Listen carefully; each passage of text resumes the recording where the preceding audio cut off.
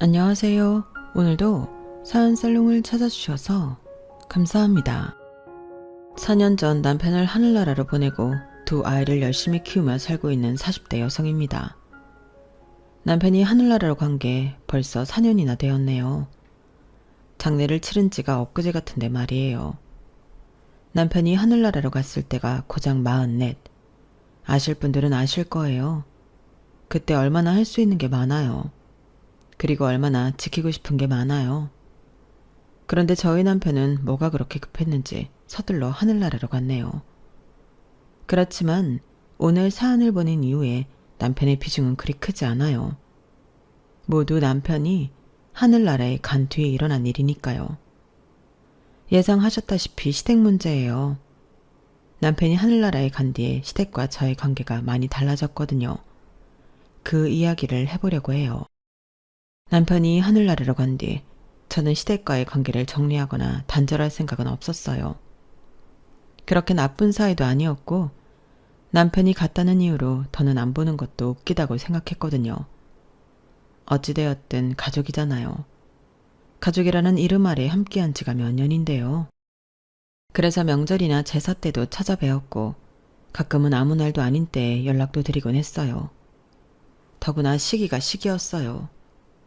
시아버지가 저희 남편이 하늘나라로 가기 몇 해 전에 돌아가셨거든요. 저는 제 마음보다도 시어머니 마음이 많이 적적하실 것 같아서 연락을 더 자주 드리려고 노력했죠. 다행히 어머니도 저의 마음을 아셨는지 잘 대해주셨어요. 더는 오지 말아라. 우리는 가족이 아니다. 이런 말씀도 안 하셨죠. 여전히 우리는 가족이라고 행동으로 말씀해 주셨어요. 때론 먼저 연락을 하기도 하셨죠. 처음엔 물론 감사했어요. 그런데 저와 시어머니의 관계에도 돌멩이가 하나 생겼어요. 저를 넘어뜨리려는 돌뿌리요. 그건 바로 아주버님과 형님이에요. 저희 남편은 형제관계는 삼형제로 저희 남편이 둘째예요. 그러니까 그 위에 아주버님이 있고 밑에 도련님이 계시죠. 저희 부부가 연애를 할 때 남편으로부터 삼형제에 대해 많은 일화를 들었어요. 아주버님은 남편과 2살 차이로 경찰 공무원으로 근무하시며 어릴 때부터 준법 정신이 뛰어나 형제들이 무단횡단이라도 하면 엄하게 혼냈어요. 예전에 남편이 멋모르고 도둑질을 했을 땐 정말 경찰서에 보내려고 했다는 말도 들었어요. 도련님은 남편과 5살 차이로 애교 많은 막내 동생이었고 어딜 가든 사랑받는 성격으로 친구가 매년 많았어요. 그래서 반장을 놓치지 않았고 학교 회장을 한 적도 있었어요. 여자친구들도 많고 고백도 많이 받아서 되려 형제들이 피곤했다는 이야기도 들었네요. 그리고 지금은 장사를 하고 있어요. 아주 불티나게 팔리는 돼지 껍데기 집이에요. 벌 때는 3형제 중에 가장 많이 번다고 하더라고요. 남편은 저를 그 가게에 데려간 적도 있었죠. 껍데기가 참 맛있더라고요. 그리고 저희 남편은 농업 분야의 연구원이었어요. 농업기술원에서 일했죠. 남편의 성격을 한 단어로 이야기하면 토끼 같은 여우라고 할까요? 토끼처럼 순진한 얼굴을 하면서도 여우처럼 무척 예민하게 상황을 잘 살폈죠. 그래서 사회생활도 무척 잘했어요. 그러면서 본인 일을 놓치지 않았고요. 정말 유망한 연구원이었어요. 저는 그 말을 듣고 시어머니께서 자식 농사 하나 기가 막히게 잘 지으셨구나 생각했어요. 어떻게 아들들 중 어디 하나 무난 데 없이 잘 클 수가 있죠? 정말 시어머니는 걱정 하나 없겠다 이 생각이 절로 들었어요. 그리고 형제들끼리 사이도 엄청 좋아 보였어요. 남자들인데도 매년 생일도 챙겨주었고 여행도 다니고요. 연락도 자주 하는 것 같았어요. 비밀도 없는 것 같았죠. 제가 처음 아주버님을 만났을 때 제가 족발을 좋아하는 걸 아시고 술을 못 마신다는 것도 알더라고요. 그리고 제가 어느 대학 어떤 과인지도 알고 있고요. 그리고 저희 부부가 어떻게 만났는지 이 사람이 어떻게 프로포즈를 했는지도 알고 있었어요. 저희 부부는 우연히 만나게 되었어요. 저희 엄마가 올해 호프집을 하셨거든요. 그게 농업기술원 앞이어서 연구원분들이나 기간제 노동자분들이 많이 오셨어요. 주 고객층이었죠. 남편도 저희 호프집 단골이었어요. 나중에 말하더라고요. 그래도 저에겐 손님이었고 그때까지만 해도 다른 손님과 다를 바가 없었어요. 하지만 그날은 달랐죠.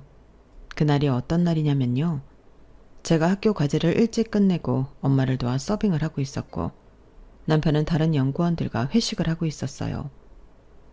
그런데 늘 그렇듯 취객 진상이 있었고 그때 저희 엄마는 지인이 오셔서 가게를 잠깐 비우셨거든요. 그래서 제가 취객을 처리하고 있었는데 잘 되지 않았어요. 그러다 이 취객이 소주병을 거꾸로 들더라고요. 그래서 제가 비웃으며 말했죠. 아저씨, 그거 나한테 던지시면 바로 감옥 들어가는 거예요. 알아요? 지금 제정신 아니라서 판단을 못하는가 본데 정신 들면 뼈저리게 후회한다니까? 지금 이야기하지만 난 합의 같은 거 없어요. 어? 잘 듣고 있어요? 그런데 정말 휘익 하고 소주병이 날아왔어요. 그리고 그 동시에 누군가 일어나는 소리가 들렸죠. 다행히 소주병이 제 얼굴 옆을 지나가 벽을 쳐서 부상은 없었어요. 그런데 어떤 남자가 제 옆에 서 있는 거예요. 그러면서 남자에게 삿대질을 하며 들어본 적도 없는 욕설을 하는 거예요. 그리고 뒤에는 남자의 그런 모습을 보고 놀란 연구원들의 표정이 보였죠. 그리고 벌떡 취객이 일어났는데 남자가 덥석 저를 안았어요. 그리고 사람들을 불러 저 사람 끄집어내라고 소리를 질렀죠. 그래서 사람들이 모여 취객을 몰아냈는데 그 남자가 자꾸 품에서 저를 안 놓는 거예요. 안 놓고 취객 욕을 하더라고요. 뭐 저런 인간이 다 했냐. 저런 인간한텐 술이고 뭐고 팔아선 안 된다. 이런 말을 했어요. 그러면서 저를 놓아줄 생각이 없는 것 같더라고요. 그래서 제가 그 남자의 옷깃을 잡았어요. 저기요, 저 좀 놔주시죠. 이제 간 것 같은데 저 숨 막혀요. 그러자 남자가 저를 놓아줄 생각은 않고 저를 혼내기 시작했어요. 아니, 무슨 여자가 그렇게 대담하게 말해요. 누구 신경 건드는 것도 아니고 그러다 큰일 나면 어쩌려고. 저는 겨우 힘을 써서 남자의 품에서 떨어졌어요. 그러자 남자는 제 얼굴 구석구석을 살피며 괜찮은지 보았어요.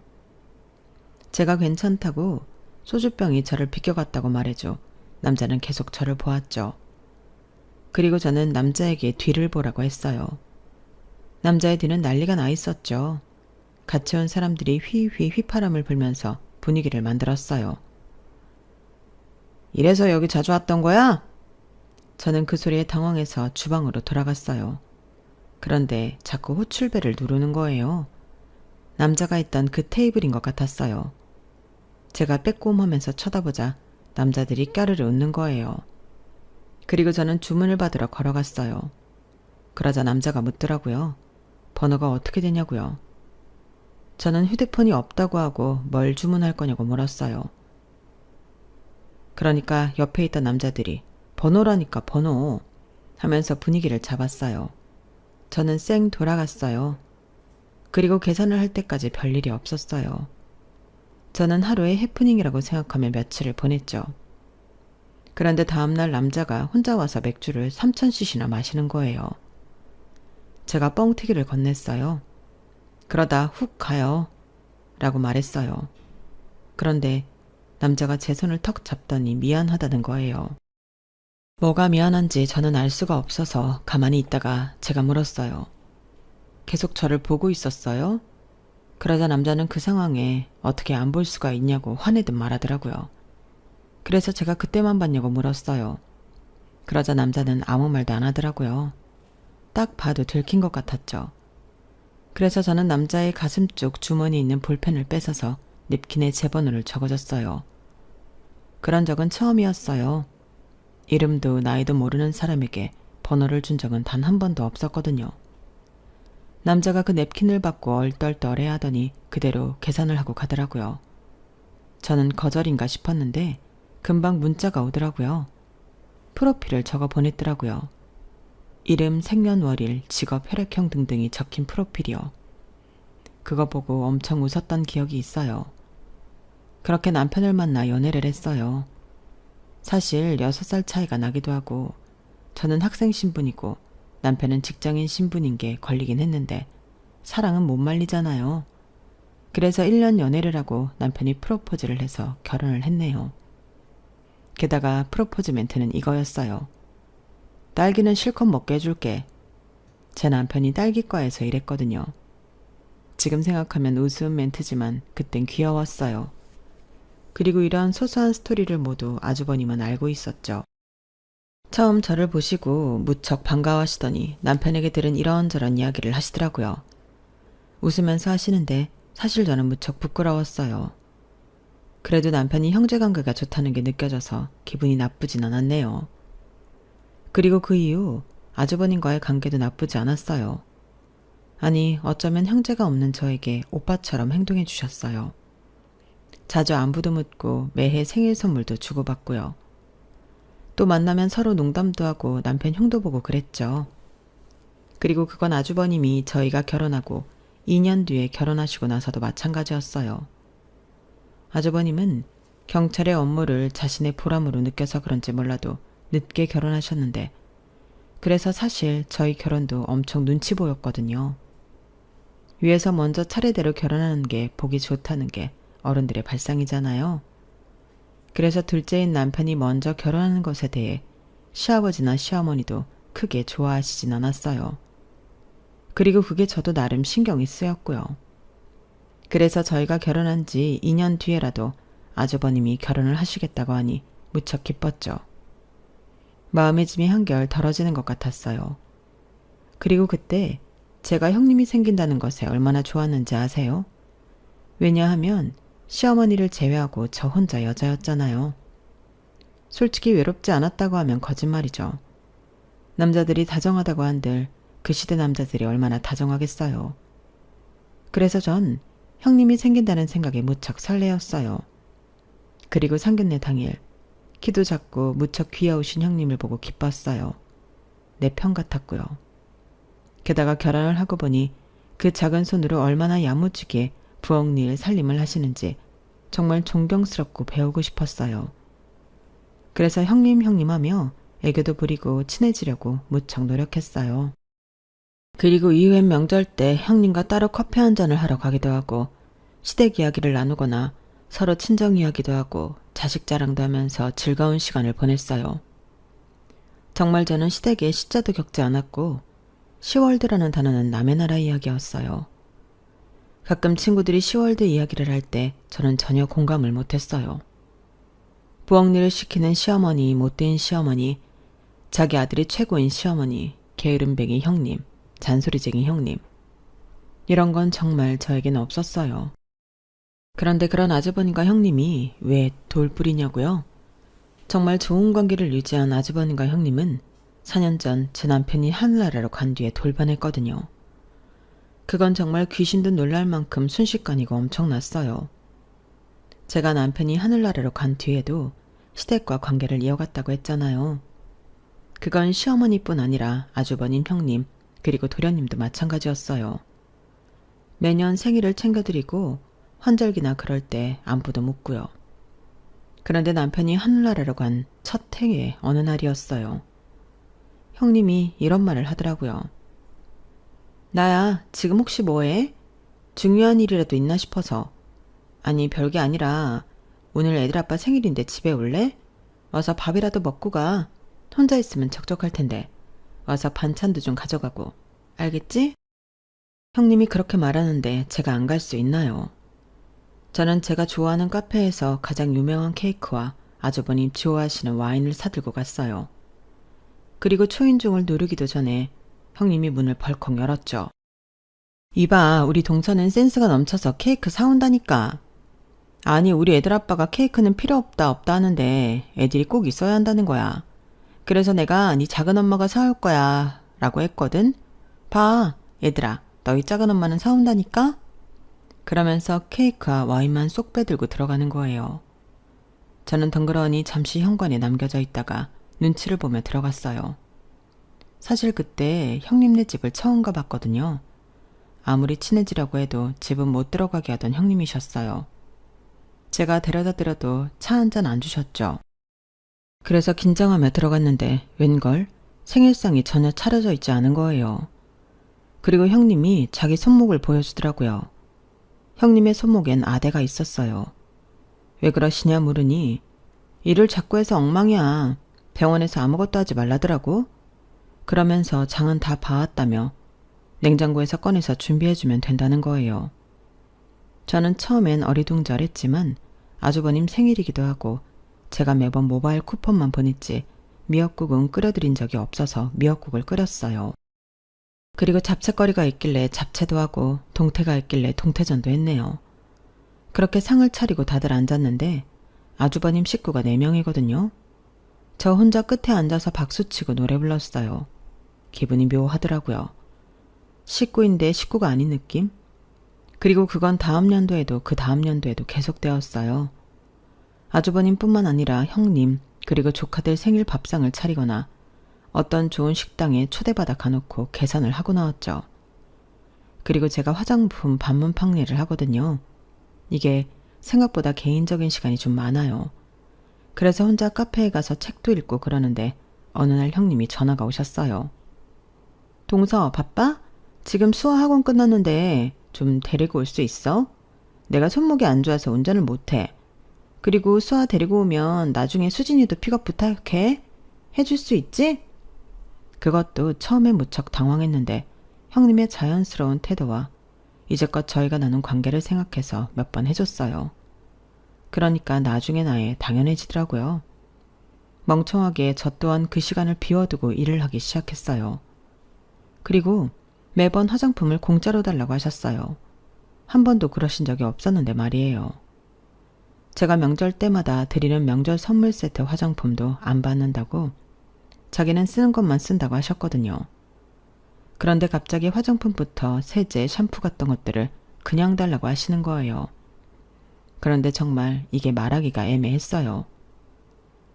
형님, 갑자기 왜 그러세요? 라고 하기도 그렇고 형님 요새 너무 달라지셨어요. 라고 하기도 그랬어요. 그래서 둘러놓고 참다가 이런 말을 하긴 했어요. 그래도 가족 행사인데 제가 낄 수 있나요? 저 이제 괜찮으니까 안 불러주셔도 돼요.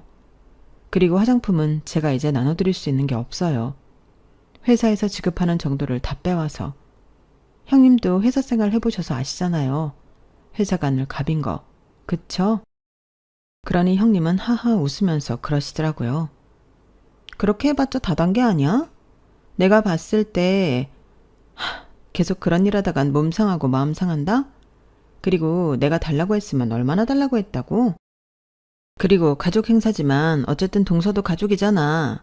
설마 이젠 우리 가족 아니라는 뜻이야? 그건 너무 서운한데. 내가 생각해서 부르는 거야. 혼자 있으면 외롭고 적적하고 그럴 때 나쁜 생각이 들거든. 그러니까 사양하지 않아도 돼. 우리가 이해할게. 저는 대체 형님이 뭘 이해하겠다는 건지 알 수가 없었어요. 그래서 제가 아무 말이 없었어요. 그러자 수화기 너머로 형님이 하하 웃으면서 꽤나 본격적인 말을 하셨어요. 이를 악물고 말하는 게 저한테도 느껴졌죠. 우리가 얼마나 아량이 넓은데 안 그래? 고작 아들 하나 낳았다고 이거 하네 저거 하네. 치사하게 어머님도 아니고 할머님을 등에 업고 말이야. 내가 그거 다 감수하고 이해하고 얼마나 아량이 넓어. 동서는 운이 좋은 거야. 나 같은 형님을 만나서. 그렇지? 그 순간 저는 알았어요. 형님이 제게 앙금이 있다는 걸요. 사실 제가 시댁에서 부엌 일을 제일 안 했다면 제일 안 했어요. 주로 제가 하는 일은 간보기, 밥상에 음식 올리기, 할머님과 수다 떨며 고스톱 치기 그런 거였죠. 그렇게 된 이유는 몇 가지가 있었지만 그중 하나는 형님이 말한 대로 아들을 낳았기 때문이었어요. 저희 시댁엔 시어머니, 시아버지도 계시지만 할머님이 계셨거든요. 시아버지의 어머니 말이에요. 그분이 제사나 명절이나 온갖 가족 행사를 총괄하셨어요. 그리고 지독한 아들 지상주의셨죠. 그래서 남편을 포함한 형제들이 부엌에 들어가면 마구 할머님이 혼내셨어요. 그리고 형님의 말대로 아들을, 그것도 첫 손주를 아들로 낳은 저를 복덩이라고 부르셨어요. 그리고 형님은 쌍둥이 딸을 낳았는데 그때 할머님이 너는 무슨 복을 빼앗겼길래 이러냐? 하신 것을 저도 들은 적이 있고요. 하지만 옛날 분이시니 어쩌겠어요. 저는 그렇게 생각했는데 형님은 아니었나 봐요. 서운했나 봐요. 물론 제가 명절이나 제사 때 거의 일을 안 했다고 말씀드렸잖아요. 특히나 할머님이 저를 많이 찾으셔서 거의 할머님과 붙어있긴 했어요. 그래도 눈치껏 행동했던 것 같은데 형님은 그것도 마음에 안 찼나 봐요. 그래도 처음 알게 된 사실에 놀라서 저는 아무 말을 할 수가 없었어요. 기분이 이상하더라고요. 저는 좋아하고 따르던 형님인데 저한테 적기를 품으시니까요. 제가 한마디 말이 없자 형님은 듣고 있는 거냐고 묻더니 본인 할 말을 하셨어요. 아, 그리고 이번 명절이랑 제사부터 할머님 못 오신다고 하거든. 다리가 많이 안 좋으셔서 움직이시질 못하신대. 그게 무슨 뜻인 줄 알지? 이제 동서 방패는 없다는 소리야. 그러니까 고분고분 말 잘 들어. 하라는 거 똑바로 하고. 어? 왜 자꾸 대답을 안 하지? 그리고 혹여나 내 말 듣고 이제 어머님 뒤에 숨으려는 건 아니지? 근데 그것도 잘 안 될 거야. 어머님도 동서 행동 정상이라고 생각 안 하셔. 물론 어머님도 아들 셋 낳으셨지만 할머니 행동 차별적이라고 생각하시거든. 그러니까 앞으로 행동 잘해. 알았지? 처음 듣는 소리였어요. 할머님이 이제 큰 집에 오지 않으시다뇨. 물론 제가 정말 할머님을 방패 삼아 부엌 일을 하지 않으려고 한 건 아니에요. 그래도 저를 예뻐해 주시던 할머님이 더는 오지 않으신다고 생각하니 서운했어요. 그리고 사실 형님의 말도 무서웠고요. 그렇게 다음 제사가 되었어요. 제가 큰 집에 도착하니 정말 할머님이 안 계시더라고요. 그리고 제가 할머님을 찾는 눈빛을 보았는지 형님은 저를 비웃으면서 팔짱을 꼬시더라고요. 왜? 할머님 찾아? 내가 말했지? 이번 제사 때부터 영영 안 오신다고. 이제 동서 시대는 끝났어. 동서가 아들 낳은 거?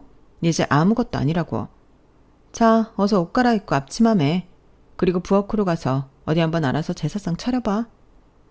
형님은 그러시면서 소파에 털썩 앉았어요. 그리고 그 옆엔 시어머니가 계셨는데 시어머니는 제 얼굴을 쳐다도 보지 않으셨죠. 그래서 저는 옷을 갈아입고 앞치마를 메고 부엌으로 들어갔어요. 부엌엔 종량제 봉투에 장을 봐온 게 그대로 있더라고요. 저는 하나씩 냉장고에 정리하면서 제사상을 준비했어요. 사실 이렇게 제가 처음부터 준비하는 건 처음이어서 난감했어요. 제가 사실 제사상에 대해 아는 게 하나도 없었거든요. 어떤 음식을 준비해야 하는지, 어떤 위치에 어떤 음식을 두어야 하는지 아는 게 하나도 없었죠. 그래서 인터넷을 뒤져봤는데 그래도 모르겠더라고요. 그래서 결국 거실로 나가 이실 짓고 했어요. 모르겠다고요. 그러니 도와달라고요. 그러자 시어머니가 저를 잠시 쳐다보시더니 다시 TV로 시선을 돌리셨고 형님은 저를 보고 또 한 번 비웃으며 일어났어요. 그리고 제게 다가와 제 어깨를 툭툭 치는 거예요. 그래, 이게 얼마나 어려운지 이제 알겠어? 아무리 인터넷 찾아봐도 모르겠지? 원래 제사라는 게, 제사상이라는 게 집안마다 전통이라는 게 있는 거야. 한 번도 제대로 도운 적이 없으니, 한 적이 없으니 알 리가 있나? 냉장고에 채소나 준비물들은 제대로 뒀어? 미리 해동시켜 놓을 거 빼놓고 했어? 그게 기본이지. 안 그래? 동서 집에서 음식 하나도 안 해먹는구나? 매일 사 먹니? 그런 식으로 남편 음식 해줬어? 그게 부인으로서 할 짓이야? 형님의 추측은 거의 맞았어요. 저는 제 남편이 먹을 음식도 제가 먹을 음식도 제 자식들이 먹을 음식도 최상의 것들로 사 먹었어요. 제가 화장품 방문 판매 일을 한다고 했잖아요. 그게 여유 시간은 많지만 의외로 신경 쓸 게 많아서 요리를 해서 끼니를 챙기는 건 힘에 붙였어요. 저는 형님이 그걸 어떻게 알았냐는 눈빛으로 형님을 쳐다봤어요. 그러자 형님은 그 눈빛을 읽으시곤 당황하시더라고요. 그러니 서방님이 빨리 돌아가셨지. 더 오래 사실 수 있는 분이셨는데 부인 잘못 만나서. 안타깝게도 해라. 그렇게 말씀하시는데 그 순간 저도 참을 수가 없었어요. 형님은 일도 안 하시잖아요. 저 그래도 저희 집 가장이었어요. 그런데 어떻게 제가 완벽하게 주부의 일도 해요. 제가 몸이 여러 개인 것도 아닌데요. 형님 정말 말씀이 너무 심하신 거 아니에요? 제 말을 듣고 형님은 팔을 꼬더니 헛웃음을 쳤어요. 그걸 변명이라고 내어놓는 거야? 그게 변명이면 세상에 위대한 어머니라는 말이 왜 나왔겠어? 어머니는 위대한 거야. 그리고 부인도 위대한 거야. 우리는 그것보다 더한 것도 해내야 해. 정말 동서는 편하게 결혼했다. 편하게 살림하고 편하게 육아하고. 어머님이 이 말을 들으시면 얼마나 속상하시겠어? 자기 아들 잘 키워서 장가 보내놨더니 이렇게 뒤통수나 치고 말이야. 애초에 이랬다는 거 알았으면 동서, 이 집안에서 내쫓아도 무방해. 알아? 그리고 형님은 턱으로 부엌을 가리키셨어요. 이제 그만하고 들어가라는 소리였죠. 저는 그 뜻을 알고 뒤를 돌아 부엌으로 들어갔어요. 그런데 뒤이은 형님의 말씀이 제 발걸음을 멈추게 했어요. 설마 남편 사망 보험금 때문에 그랬던 건 아니지? 제가 놀라서 뒤를 돌아보았어요. 그러자 형님이 자기가 한 말이 아닌 채를 하시더라고요. 저는 순간 제가 잘못 들은 거라고 생각했어요. 말이 안 되잖아요. 그런 찜찜한 기분으로 제사상을 차렸죠. 잡채든 생선구이든 나물이든 제가 정말 오랜만에 해본 것들이나 생전 처음 해본 것들이었어요. 그래서 혹시 몰라 제사상에서 간을 보려는데 형님이 제 손을 찰싹 때리는 거예요. 어디서 예의 없게. 동서, 정말 아무것도 모르는 게 맞아? 그냥 무례한 사람인 거 아니야? 어떻게 사람이 이렇게 생각 없이 행동할 수가 있어. 당장 부엌으로 따라와. 내가 간 볼 테니까. 동서가 이제껏 했던 것처럼. 그러더니 하나하나 간을 보시고 뱉고 간을 보시고 뱉고를 반복하셨어요. 인상은 있는 대로 쓰시면서 제가 만든 것이 형편없다고 하셨어요. 다시 해오라고 하셨죠. 그런데 이미 재료는 다 써서 다시 할 수 없었어요. 그렇게 말을 하니 그건 정성이 부족한 거라면서 정성 하나로 장을 다시 봐와서 제대로 준비하라고 했죠. 그리고 그게 지금까지 4년째예요. 제사나 명절엔 항상 그런 식으로 제가 준비를 하고 가는 형님이 보고 완전 입장이 달라졌죠. 그리고 정말 할머님은 오시지 않았어요. 그런데 올해의 마지막 명절이었어요. 그때도 마찬가지로 제가 식사를 준비했어요. 잡채부터 갈비찜, 나물 각종 전들. 처음에는 어리숙하더니 4년 만에 적응해서 이제는 형님에게 물어보지 않고 명절상을 준비했어요. 시어머니도 놀라셨고 형님은 꼬투리를 잡으려고 혈안이었죠. 무튼 그러다 보니 허리가 끊어질 것 같더라고요. 친척들을 포함해 시댁 가족분들은 즐겁게 하하호호 웃으며 식사를 하시는데 저 혼자 부엌에서 파스를 붙이고 있었어요. 그런데 형님이 언제부터인가 저를 보시고 이러시는 거예요. 무슨 뭘 했다고 파스를 붙여. 이러다 파스 냄새 음식에 다 배이면 어떻게 할 거야. 기본이 안 돼 있어, 기본이. 이제 아주 조금 제대로 한다고 기고만장하지? 다들 맛있게 먹으니까. 동서가 뭐 대단한 거라도 한 것 같지? 그거 아주 큰 착각이야. 알겠어? 그 소리를 집안 사람들이 모두 들었어요. 웅성웅성 하는 소리가 들렸죠. 그리고 이내 아주버님이 오시더라고요.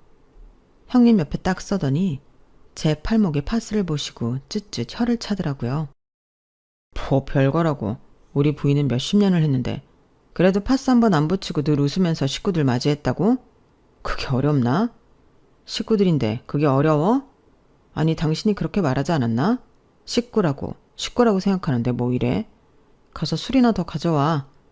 그리고 나중에 할머님 댁에 갈 거니까 음식도 좀 싸놓고. 뭐? 당신이 간다고? 왜 당신이 가지? 내가 장손인데 지금 나조차도 무시하는 건가? 그게 아니면 어떻게 그런 말이 나오지? 우리 부인이 힘들게 해왔던 것처럼 가만히 하라는 일만 하라고. 어? 결국 저는 눈물을 훔치면서 할머님 댁에 가져갈 음식들을 통에 담았어요. 그리고 잠시 후 형님이 오셔서 그걸 보자기에 싸서 가져가셨죠. 그리고 집안 식구들은 하나둘씩 자리를 떠나셨고 저와 시어머니만 남았어요. 시어머니는 다시 소파에 앉더니 제가 하는 것만 빤히 쳐다보셨죠. 마치 감시하는 것처럼요. 그렇게 저는 설거지까지 하고 집으로 돌아왔어요. 그런데 형님에게 문자가 와 있더라고요. 제사가 2달 뒤이니 확실히 준비하라고요. 고생했다 고맙다 이런 말은 기대도 안 했지만 정말 없으니 숨이 턱턱 막히더라고요. 그리고 2달 뒤 제사가 되었는데 제가 며칠 동안 일을 쉬지 않고 하느라 지쳐서 음식을 사갔어요. 마트에서 장을 보는데 나물이랑 전 같은 게 먹음직스럽게 보이더라고요. 사실 이걸 사가면 어떤 소리를 들을지 뻔히 보였지만요. 그때만큼은 될 대로 되라는 식이었어요. 그래, 아니면 말지 이런 마음이었어요. 그래서 저는 나물과 각종 전들을 구매해서 큰 집으로 갔어요. 한 봉지면 충분하더라고요. 그렇게 제사상을 차렸는데 아주버님과 형님이 오셨어요. 형님은 음식 냄새도 많이 나지 않고 부설거리는 소리도 들리지 않으니 저를 단번에 의심하셨어요. 그러면서 대운전을 제사상에서 바로 손으로 집어먹더니 전을 툭 하고 제사상에 던지는 거예요. 이거 사온 거지? 마트에서. 어? 감히 이런 걸 제사상에 올려? 왜? 손목이 부러져서 뒤집개도 잘 못 잡니? 어디 이걸 먹으라고 가져와? 당장 안 치워? 다시 장봐와. 너처럼 싸구려 음식 말고 다시 하란 말이야. 그 소리에 아주버님도 왔어요. 그리고 형님에게 이야기를 전해 듣고 또 혀를 끌끌 찼죠. 푹 배워서 그런가? 어떻게 이런 짓을 하지? 지금 당신 우리 집안 무시하는 거야? 감히? 호프집 딸내미가 잘 나가는 연구원 꼬셔서 이 집 며느리 된 주제에 어떻게 이런 음식을 제사상에 올려?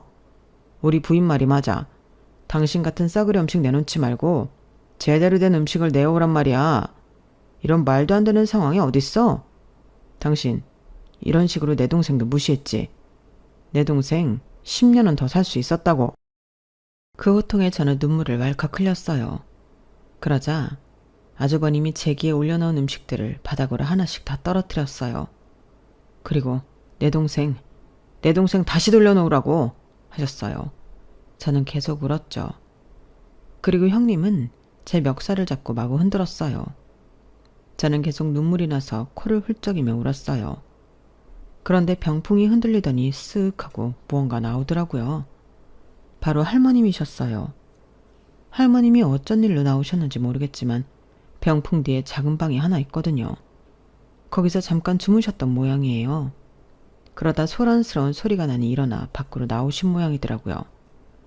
저도 놀라고 아주버님도 형님도 놀랐어요. 모두 놀라 바닥으로 떨어졌죠. 정적이 흘렀어요. 정말 한참 동안 정적이 이어졌죠. 모두 빤히 할머니만 봤어요. 그리고 할머님은 엉망이 된 주변을 둘러보시더니 한숨을 푹 쉬셨어요. 이게 뭐냐? 정성스럽고 엄숙한 제사에 다 늙은 녀석들끼리 싸움이나 하고. 그러자 형님이 다급하게 제가 음식을 사왔다고 전했어요.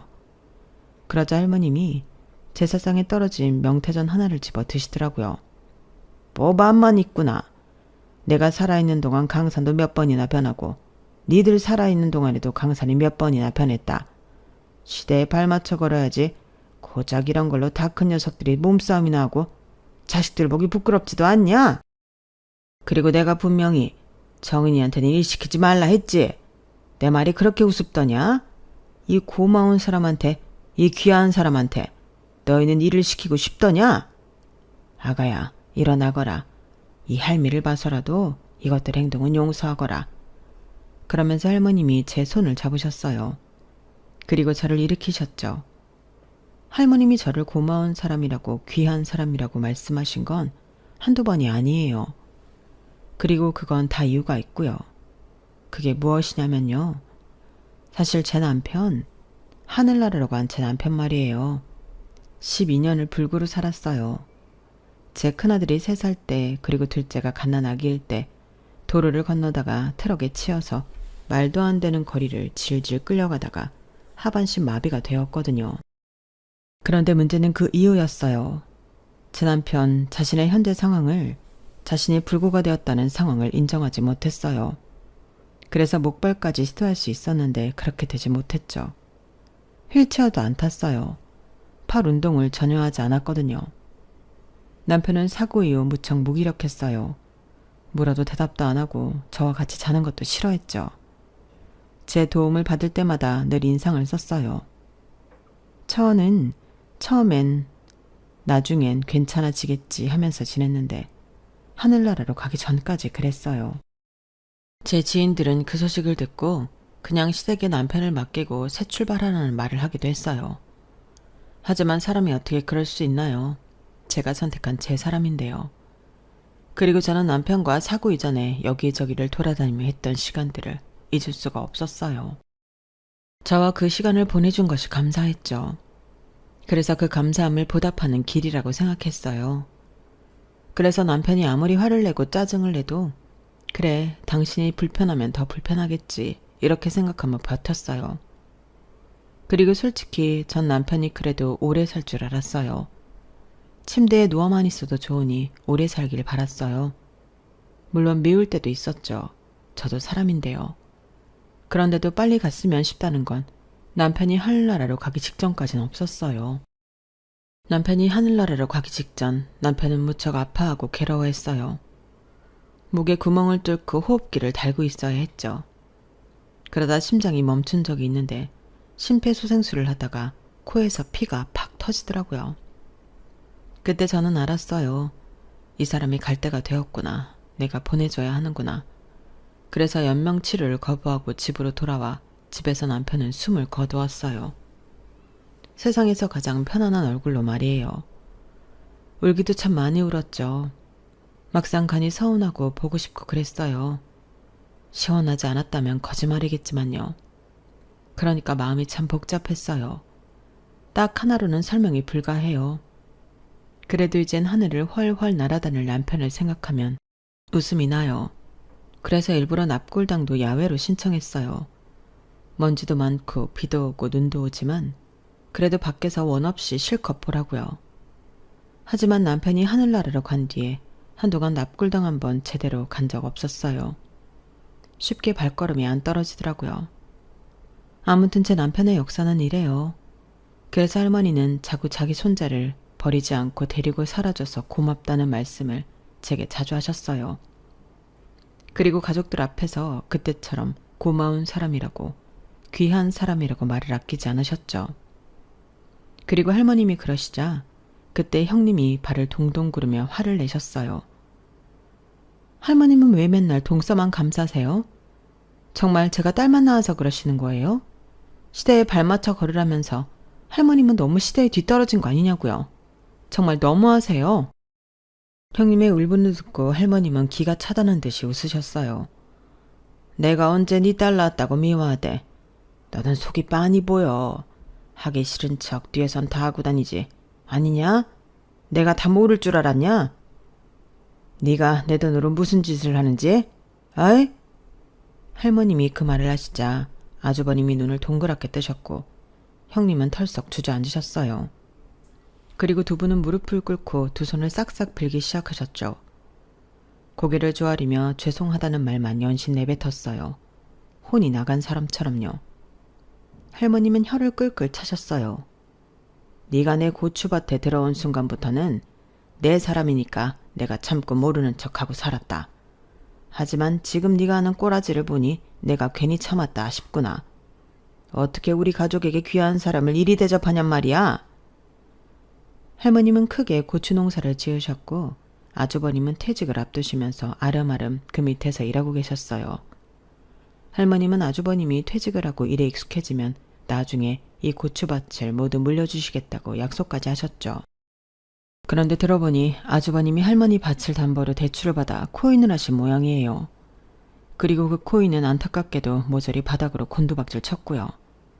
그래서 아주버님과 형님이 저렇게 할머니 앞에 고개를 조아리고 비는 것 같았어요. 그러자 할머님이 혀를 끌끌 차셨어요. 종현아, 네가 내 고추밭에서 일하고 싶다고 왔을 때 나는 너의 눈빛을 봤다. 경찰로 살면서 건강한 네 눈빛을 봤어. 그런데 지금은 어떠냐? 다 죽어서 퀭 해가지고 영 볼품이 없구나. 이제 앞으로 내 밭에 올 생각도 말아라. 그리고 담보대출도 다음 달까지 청산하고. 네가 무슨 일을 꾸미는지는 정확히 모르지만 그게 노름이랑 다를 게 뭐냐? 너 언제나 정직을 내세우지 않았니? 그 신념은 어디로 간 거냐? 그리고 당장 내 앞에서 꺼지거라. 은혜도 모르는 놈은 내 손자로 남을 자격도 없다. 그건 네가 장손이든 뭐든 마찬가지야. 썩 꺼지거라. 네 부인도 같이. 그런데도 아주버님은 고개를 조아리고 계속 빌었어요. 한 번만 봐주세요. 그러셨죠. 하지만 할머님이 대쪽 같은 분이시거든요. 절대 귀에 담아두지 않으셨어요. 들은 채도 하지 않으셨죠. 그리고 시어머니가 큰 집에 들어오셨어요. 자기 큰 아들이 무릎을 꿇고 있으니 놀라서 뛰어와 아주버님을 일으키더라고요. 아주버님은 울고 계셨어요. 형님도 마찬가지고요. 시어머니는 놀라 제게 뭐라고 하셨어요. 그러자 할머님이 소리를 빽 지르셨어요. 너까지 그러느냐? 너는 그러면 안 되지. 아가가 네 둘째 아들을 어떻게 했는데, 어떻게 보살폈는데? 네가 그러면 안 되지. 너도 똑같구나. 똑같이 못났어. 그러시며 시어머니도 내쫓으셨죠. 세 사람 모두 신발도 채 신지 못하고 쫓겨났어요. 그리고 할머님은 제게 오셨어요. 무릎을 꿇고 있는 제게 오셔서 괜찮냐 물으시더니 미안하다 하시더라고요. 괜찮니? 내가 다 미안하구나. 내가 애들을 바르게 키우지 못해 일어난 일이야. 그러니 내 얼굴을 봐서라도 용서해 주겠니? 그리고 앞으로 여기 올 생각 말아라. 너를 내쫓는 게 아니야. 나는 참 아쉽지만 그동안 고생했구나. 그 말을 듣고 저는 할머님 품에서 엉엉 울었어요. 겨우 진정하고 짐을 챙겨 나왔는데 놀이터에 맨발인 세 사람이 있더라고요. 저를 보면서 삿대질을 하며 다가오더군요. 저는 허리를 펴고 당당히 그들을 맞이했어요. 이 여우 같은 기집애, 감히 할머니 뒤에 숨어 우릴 이 지경으로 만들어? 내가 너 때문에 당한 게 얼만데, 고생한 게 얼만데. 아주버님 돌아가시기 전에도 살랑살랑 여우짓 하더니 어떻게 알았어? 우리가 할머님 땅으로 코인한 거 어떻게 알았냐고. 저는 몰랐는데요. 제가 그걸 어떻게 알겠어요. 제사상 차리는 법도 제대로 몰랐던 저인걸요. 저는 그저 제 일에 충실했을 뿐이고 할머님이 알아봐 주신 거예요. 그게 다라고요. 그리고 형님, 제가 제사상 차려보니 알겠어요. 이거 참 힘든 일이네요. 그런데 있잖아요. 저는 이 집안에 할 도리 이미 다 했잖아요. 딸을 낳았네, 아들을 낳았네. 사실 그건 중요하지 않은 것 같아요. 그리고 아주버님, 그래도 제가 아주버님이 사랑하던 동생 처예요. 아니, 솔직히 아주버님 제 남편 사고 나고 얼마나 찾아왔어요? 손에 꼽잖아요. 그런데 저한테 그런 말 하실 자격이 있으세요? 마지막으로 시어머니, 그동안 감사했습니다. 그래도 저한테 미안하다, 고맙다 이런 말 하실 줄 알았는데 그건 좀 서운하지만요. 그럼 전 가볼게요. 그렇게 전 시댁에서 해방되었어요. 그리고 할머님께는 감사한 마음에 가끔 할머님이 가장 좋아하시는 과자를 가지고 댁에 들립니다. 할머님은 찾아오지 않아도 된다고 하지만 너무 감사하잖아요. 그리고 시댁은 명절과 제사를 모두 없앴답니다. 이젠 전혀 모이지 않는데요. 그리고 아주버님과 형님은 돈을 메우지 못해 아주버님은 퇴직하고 집도 팔고 차도 팔았다고 해요. 차가 무척 비싼 것이었는데 아깝네요. 마지막으로 저는 저번 주에 납골당에 다녀왔어요. 아이들과 함께요. 남편이 하늘나라고 하고 줄곧 가지 못했는데 할머님으로부터 받은 용기로 가보았어요. 웃고 있는 남편의 얼굴이 참 보기 좋더라고요. 후련하더라고요. 여기까지가 제 사연입니다. 은혜 갚은 까치 다들 아시죠? 그 이야기가 전혀 판타지는 아닌 것 같아요. 착하게 살다가 좋은 남편을 만나기도 했고 정과 의리로 그리고 사랑으로 남편을 보살펴 언제나 제 편인 할머님도 얻었잖아요. 그리고 그분이 제게 시원한 복수를 해주기도 했고요. 소중한 마음은 언젠간 부메랑처럼 되돌아올 겁니다. 반드시요. 모두들 꽃길만 걸으세요. 여러분, 사연 댓글에 응원과 현명한 조언 부탁드려요. 좋아요와 구독은 저에게 큰 힘이 됩니다. 오늘도 좋은 일 가득하세요.